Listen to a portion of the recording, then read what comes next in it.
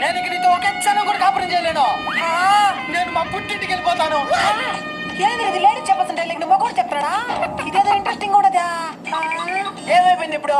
Dress ఉతకమని నేను అంతే కదా. ఏందమ్మా ఇంతకుముందు గుండాలే ఉద్యోగం నీకు ఒక తన్ను తల్లి. నేను నా బట్టలు తీసుకొని మా పుట్టింటికి వెళ్ళిపోతాను. ముందు మా నాయన్ని తినాలా ఇల్లరు కాళ్ళు నుండి తీసుకొచ్చి కట్టించాడు. వీటిదైనా చిన్న గొడవ అయితే చాలు ఆడోరు మన గాలికి పుట్టింటికి పోవాలంటున్నాడు. అమ్మా నేను దీంతో బతకలేను. బిడ్డలు దొరుకుని వచ్చేస్తున్నాను. ఇతను మంచి కూర చేసి పెట్టు. ఎక్కడికి రా పోయేదా? ఏమైందండి గొడవ?